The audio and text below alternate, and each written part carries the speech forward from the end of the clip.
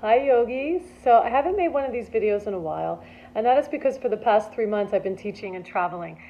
The past month I did 2 teacher trainings in a row, and when I got back to LA, I was burnt out, and that's what this video is about. And something I'm noticing as the end of the year approaches and the days are getting shorter is that a lot of people are sick, a lot of people are feeling drained. So these are all signs of being burnt out, and it's important to recognize the signs of overworking and what burnout look like.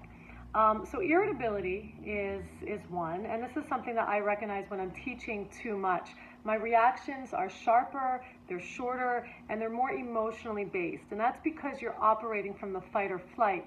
It's very normal to be in the fight or flight when you're in this doing mode, but it's a quick state to be in, and so your reactions are quick, and sometimes they're not well thought out.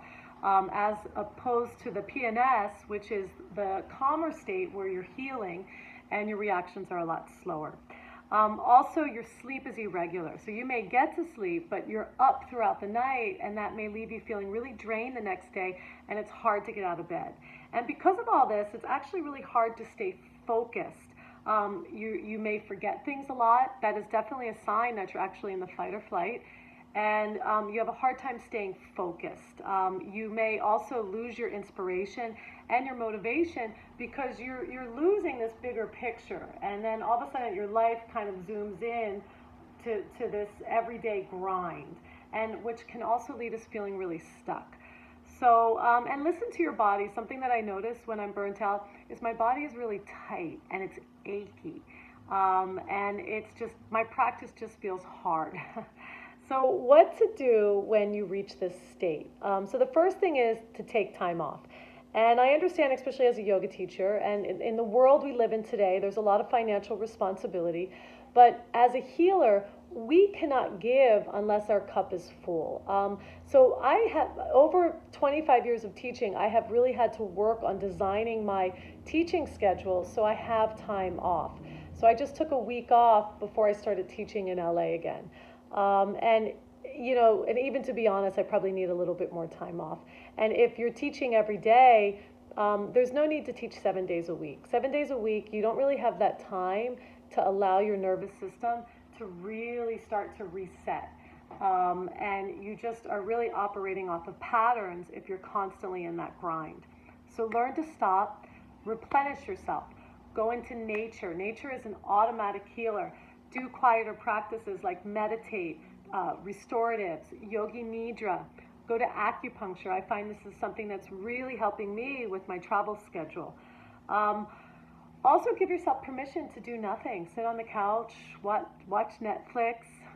If you're a yoga teacher, go do something else.